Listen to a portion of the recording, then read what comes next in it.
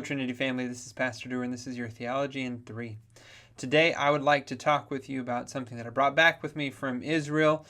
This is a shofar. Now, shofar is traditionally a ram's horn, and it is blown at certain times throughout Israel's history and certain events in Israel's past.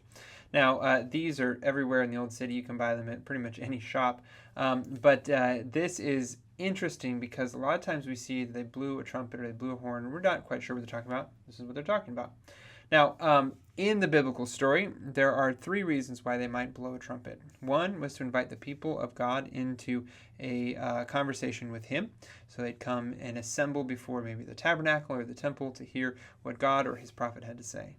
The second reason was before battle, so they might go into battle. And if you're thinking about it, modern day, if I need to talk to somebody who's far away, I maybe call them on the phone or text them or maybe use a radio or something like that.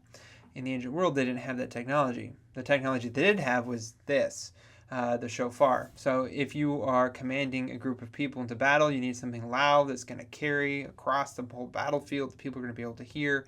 And so they would use the shofar. There are several instances of the shofar being used by name in the biblical text. When Joshua conquers Jericho, that's one place where it's used. Another place is when Gideon rallies his 300 men and they get their horn and their torch. This is what they're talking about. It's one of these. And so when they come and they sweep down on the Midianites, the 300 of them, they're all blowing battle horns, shofars, as they go into battle. And then the third reason you might use a shofar is in the coronation of a king. So the king would be coronated and the shofar would be blown to announce his coronation. Again, it's very loud. People can hear it from all over the city. And cities weren't that big, so the whole city could usually hear it when you would blow a shofar.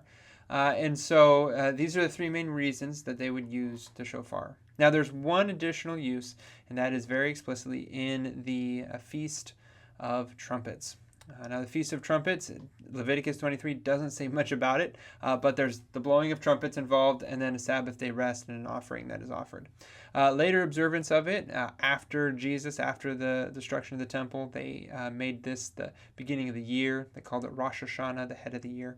But that's post-biblical stuff. That's that's Judaism since. Now, in the biblical text, we do have the Feast of Trumpets, but it doesn't say much about what it looks like.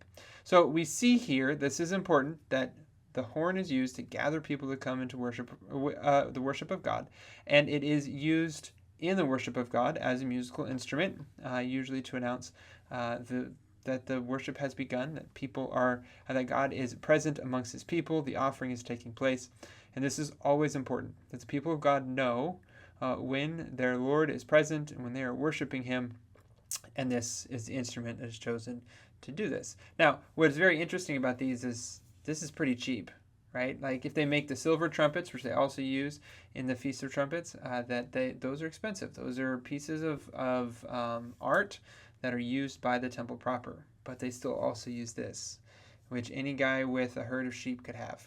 It's a ram's horn. It's pretty easy to come by. And so this is something to remind us that the worship of God isn't just for the elite. It is for all people as well.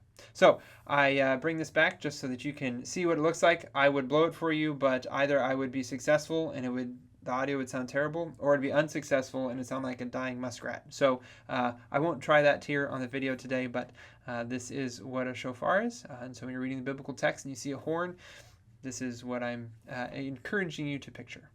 Anyway, I pray that you have a blessed rest of your day. Look forward to seeing you soon.